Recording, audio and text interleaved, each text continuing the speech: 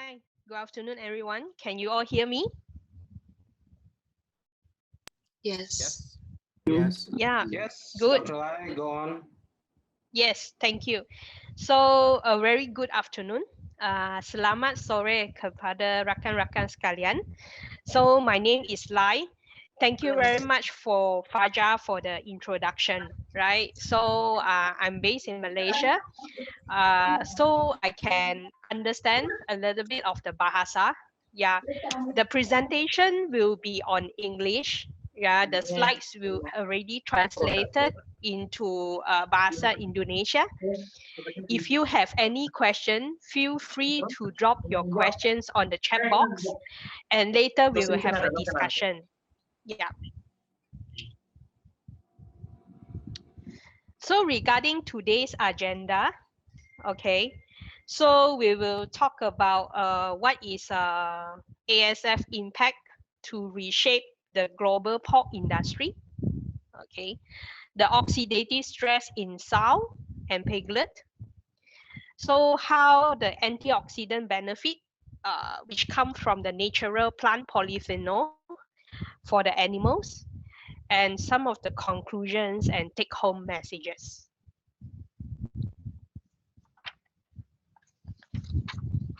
Reshaping the global pork industries.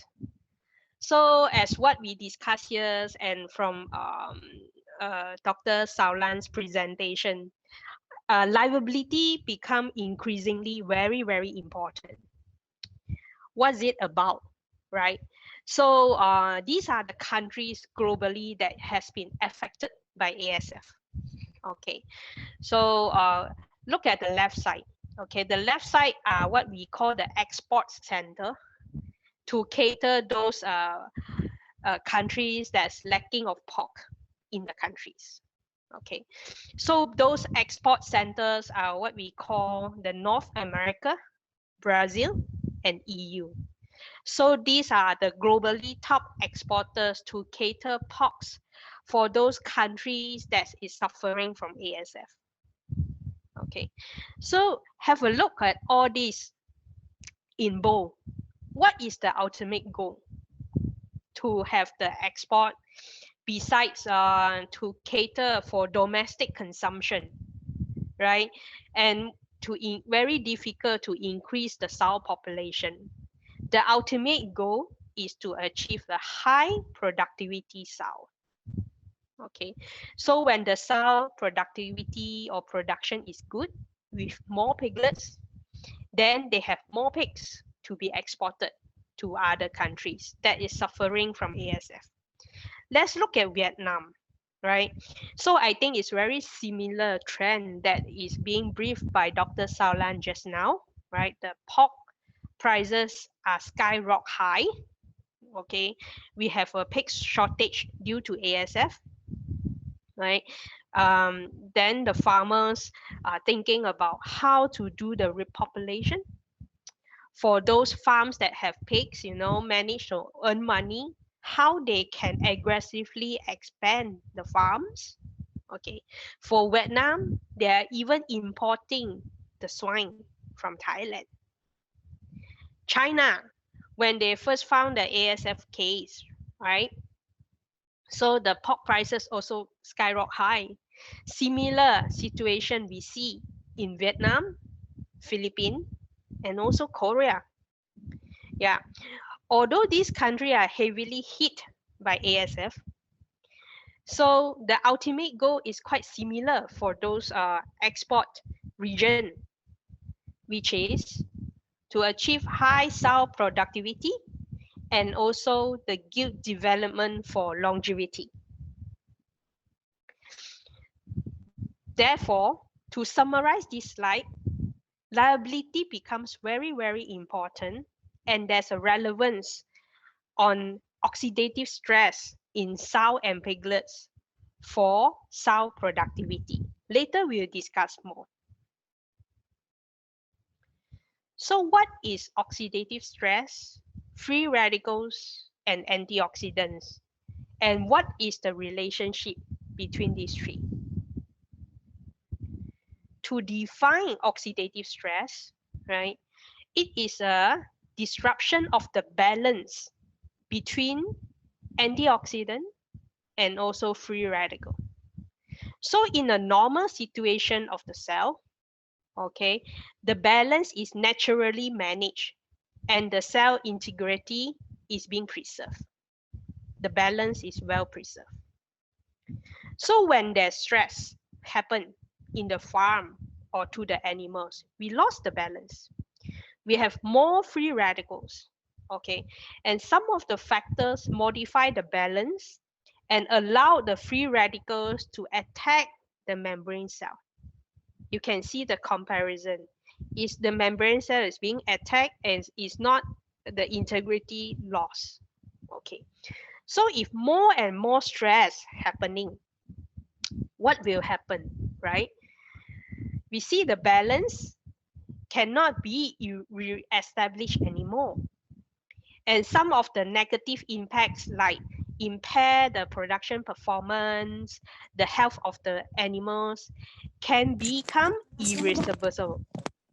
So meaning that the animals will become sick, reduce production performance, and even die if the situation become very serious.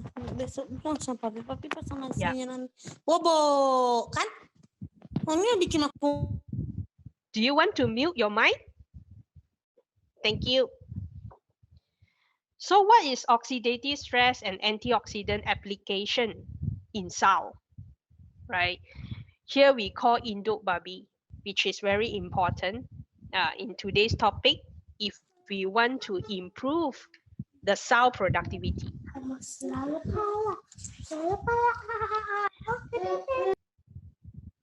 As we know that the cell reproduction cycle is very, very dynamic. And this reproduction cycle is being affected by oxidative stress inducing factors. When we look at this diagram, right, the cell going through a lot of a cycle between different parities in her life, right? Inseminated, right? From the gill introduction, inseminated, pregnancy.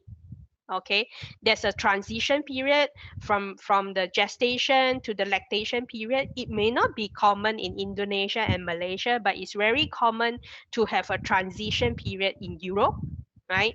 Then after that, going through lactation period, after farrowing with her piglets. Then we wean the sow, we wean the piglet, right? We flush her. Then after the wean to estrus cycle, then we mate her again. So for all this farrowing, process from the body weight and different parities that we can see here, okay, from the sow body weight and also in green color, which is the back fat, we can see a tremendous changes in the sow body of different parities, right? So it's very, very stressful for the sow. During farrowing, the weight loss changes. You can see the difference in the back fat, right? Catabolism happens, metabolism syndrome happens, the hormone maturation and sexual hormone maturation, lactation. All these are endogenous stress inducing factors that can cause oxidative stress. How about exogenous stress inducing factors? They are like animal concentration.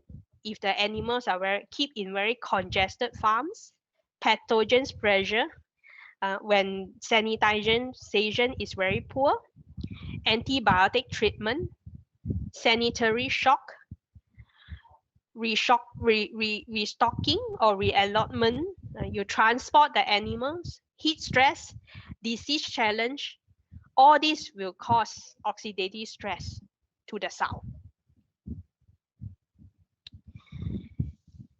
And during late gestation and lactation period, actually the sow is in a very severe catabolic status due to nutrient needs for fetus growth, memory growth, and even milk production.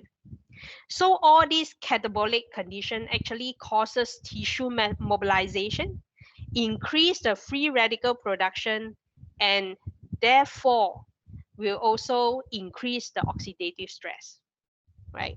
So from these two graphs, actually you can see from the reproduction cycle of the sow, when she farrow about 105 days, you can see a drop in the serum vitamin E level and also in the serum vitamin C level.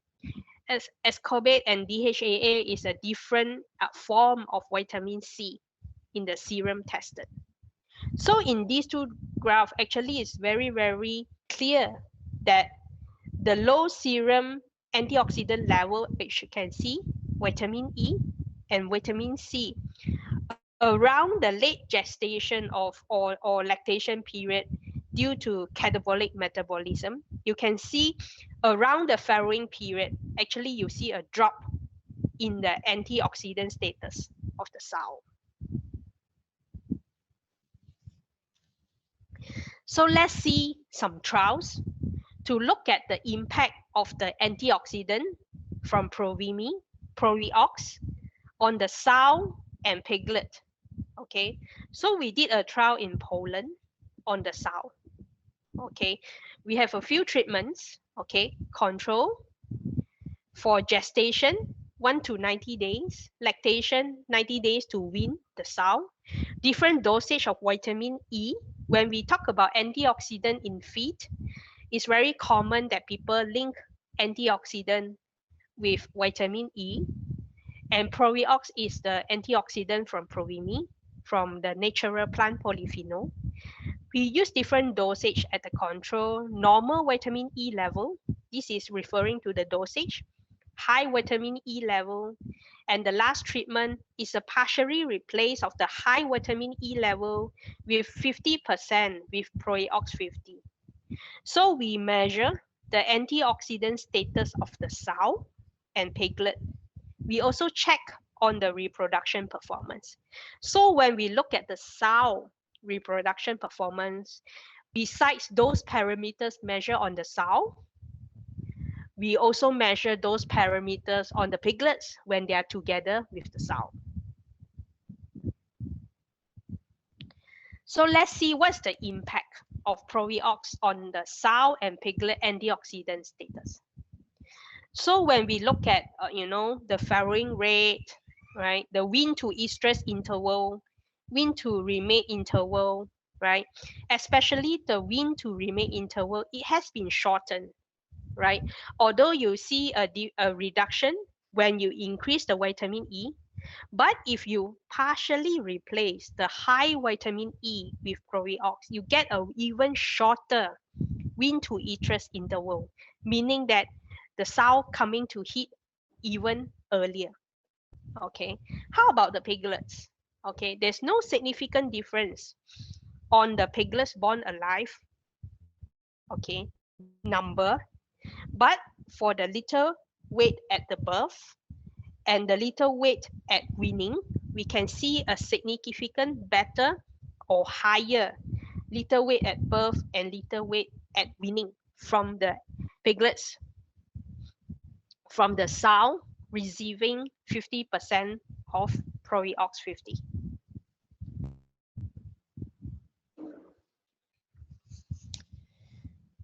So what we see here actually is a transgenerational effect on the swine antioxidant status. Just now we see that we only dose Probiox 50 on the sow feed only. Okay, but let's look at this enzyme, which is antioxidant enzyme, which occur in the animal body. SOD stands for superoxide dismutase. GPX stands for glutathione peroxidase, right? So the control versus normal vitamin E, high level of vitamin E, or 50% of this high level of vitamin E being replaced with Probiox 50. Okay, when you see the sow at farrow, wean, or even her piglets at 21 days of age, the enzyme that taking care of the antioxidant status of the body seems to be significantly higher when you have Probiox 50 in the high vitamin E diet. So what does this mean? Right? Meaning this is the higher dietary antioxidants level in the sow feed will bring greater antioxidant status in both sow and piglet. So it's a better response on antioxidant status when you combine different source of antioxidant instead of using only one source of antioxidant, which indicate here vitamin E50. Let's look at another trial that we conducted in Kentucky, US. Okay, again, we look at the Probiox antioxidant impact on the pre and post weaning piglet performance.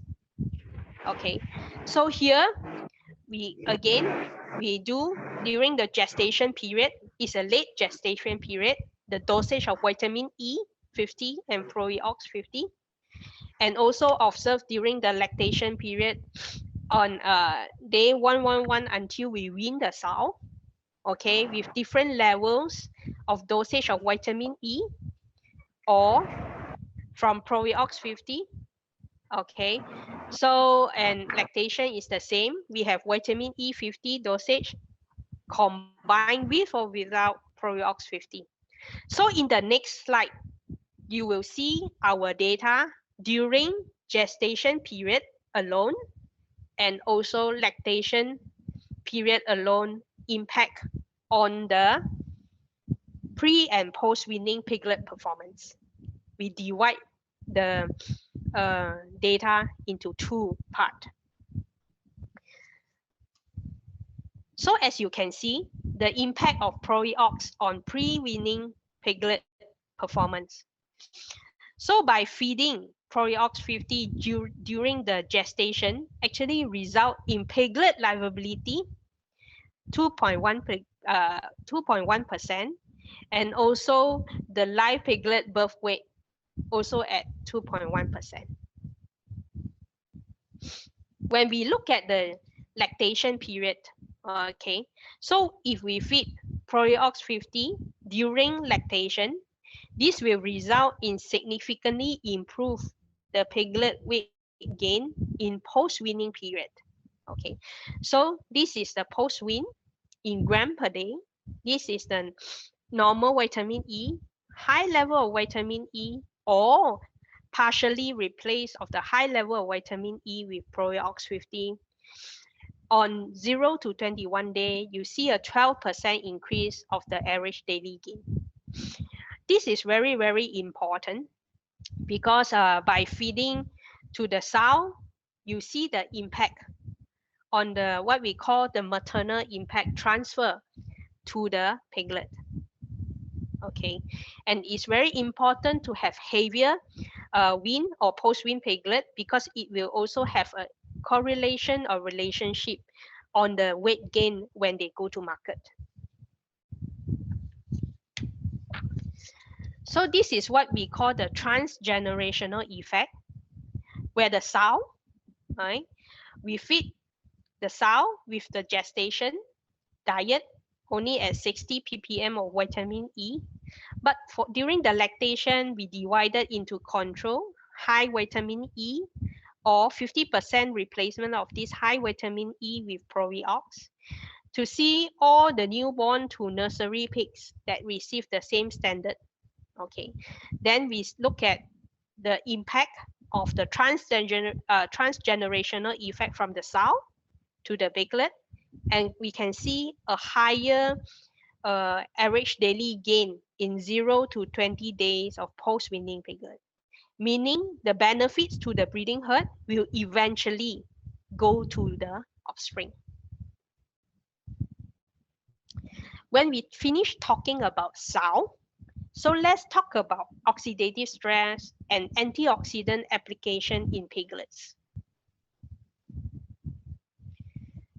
We know that weaning is a very, very stressful period for the piglets because we take away the piglet from the mother sow. Okay, so in this weaning period, we see a very high oxidative stress when we measure what is available in the blood Okay, so for this case, okay, we measure the nitric oxide and also the hydrogen peroxide, which is an indication of inflammatory response. So when there's an oxidative stress, inflammatory response, the level of NO and H2O2 will go high. Okay, so we say different days of the piglets. Blue bar stand for control, meaning the piglets is still with the sow. Red bar meaning that we wean the piglets. We take away the piglet from the sow. And you can see significantly increase regardless of days, okay, for the nitric oxide and the H2O2 concentration in the piglets during weaning period. Okay, just now we mentioned about the enzyme that we name it SOD, superoxide dismutase, which is an antioxidant enzyme. So when we have a very high level of oxidative stress, we see this enzyme will drop. Okay, regardless of different days when the piglet is being weaned. When we check about the MDA, malondialdehyde, which is a byproduct of lipid peroxide due to oxidative stress, they will increase when we wean the piglet. Okay, so meaning that during weaning, it's very obvious we see a high oxidative stress happen in piglet. When just now we talk about vitamin E application in sow, can we use the same application in the piglet? Yes, we can, but there's some limitation and challenges in the young animals. Young animals, when we wean them, when we group them, when we provide them a new feed from the milk liquid to the concentrate or solid feed, right? They are under tremendous stress. Young animals have a greater need for antioxidant. But if we would like to provide them vitamin E, they have limitation to utilize vitamin E efficiently. Why? We can see in this graph, right? This is the concentration of vitamin in the diet. And this is the concentration of the vitamin E in the plasma. So the higher it is, meaning the absorption, the utilization of the vitamin E will be better. So red indicates the young baby piglets, blue indicates the adult piglets. So you can see that if we compare with the adult, the young animals in red color, although we try to give them a higher level of vitamin E, but the utilization or the absorption of the vitamin E in the plasma is very, very low as compared to adult pigs, right? So the young animals, actually, they have limitation to absorb or utilize vitamin E.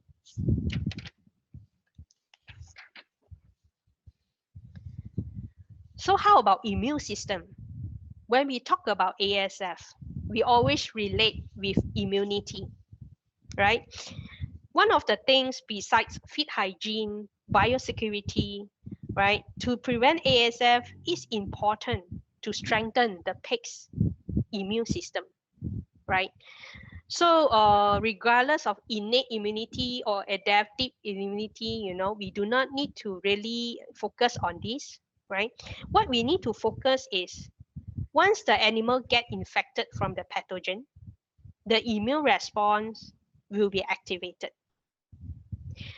And the process to eliminate the pathogen, regardless of inflammation, phagocytosis, you know, it consumes nutrient, energy for the animal to produce free radical, right?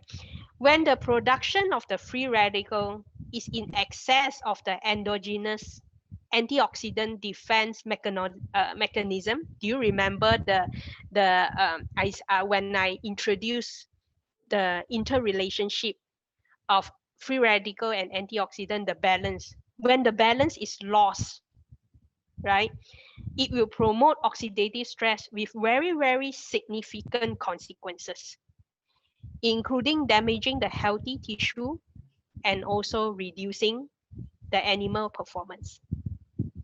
So in short, right, if we are able to reduce oxidative stress, this will help to strengthen the immune system of the animals. So how about polyphenol like Probiox, right?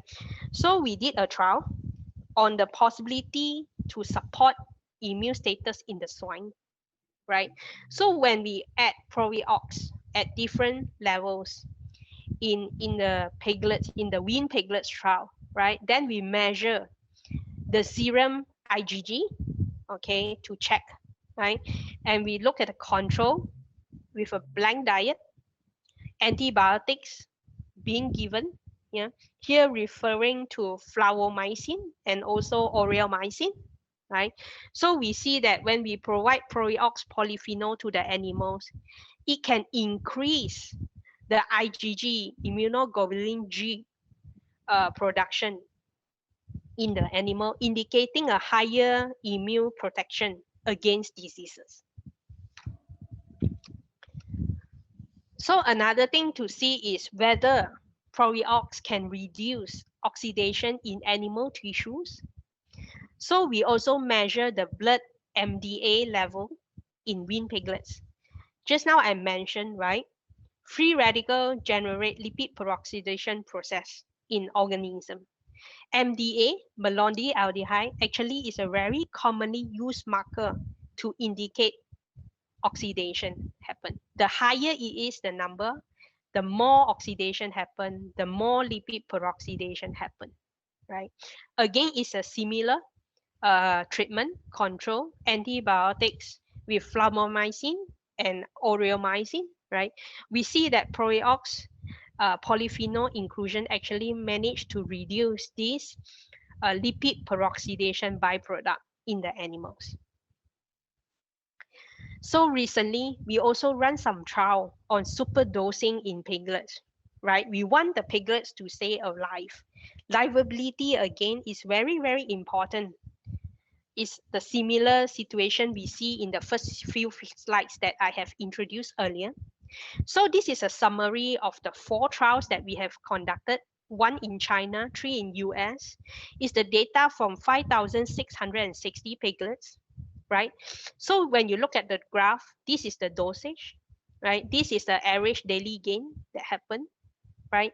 So by compiling all these 5,000 plus of data, we found that if we superdose about 1 to 1.2 kg per ton of feed with Probiox 50, we are able to increase the average daily gain for the first 2 weeks post-wean piglets at around 5%, as you can see here.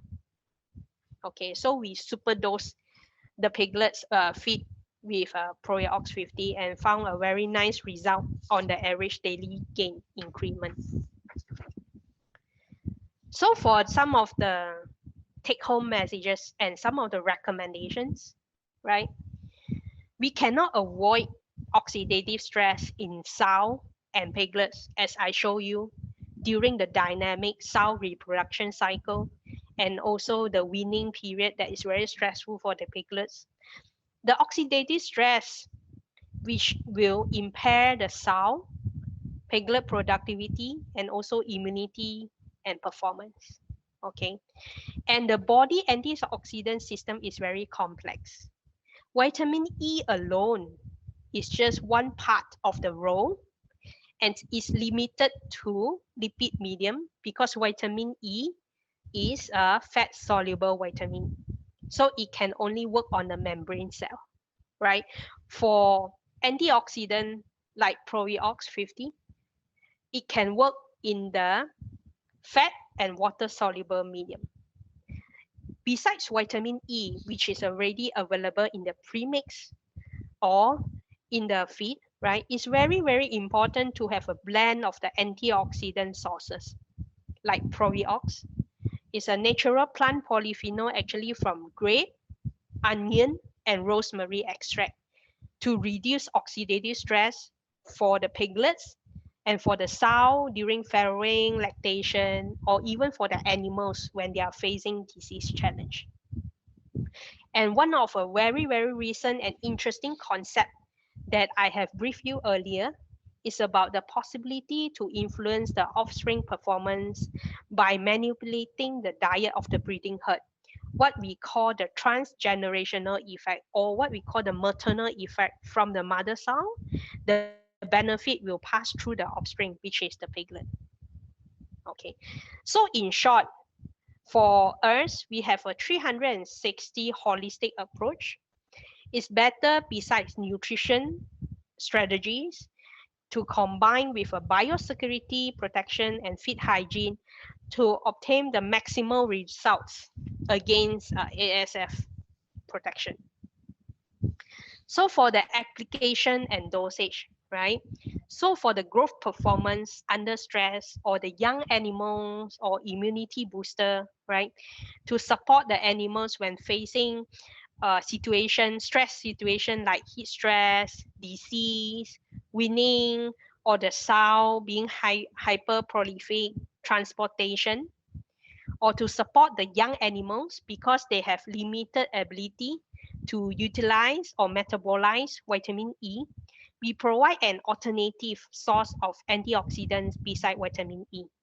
And the dosage is on top, you can use 100 or 200 grams per ton of feed, or the super dosing in the piglet trial that I shared earlier, you can use up to 1 kg per ton of feed. For the sow reproduction performance, right, we can provide the required level of antioxidant compound while avoiding the possible negative impact of excessive vitamin E usage. So here we would like to recommend to reformulate with the vitamin E and Probiox, okay, to adjust specific value. Okay, for the sow and piglet, we recommend 120 gram of vitamin E 50 or 120 gram combining with 120 gram per ton of Probiox 50. So 60-60 from vitamin E and also combined with from Probiox 50. Or you may ask, you know, we cannot control the level of vitamin E 50 in the premix, right? We buy a premix. You can simply use this on top application. If you cannot control or cannot change the vitamin E level in the premix, you can always control by using the on top application that we advise here. Okay. So to conclude, right, we need to have a 360 degrees holistic approach, comprehensive strategy against ASF. It's not only biosecurity. We need to combine with the feed hygiene, enhance immunity, what we have discussed here, and Probiox 50 is one of the candidates that you can consider. And also to boost the growability and also the productivity, right? So that's it from my presentation today. Thank you very much. Terima kasih.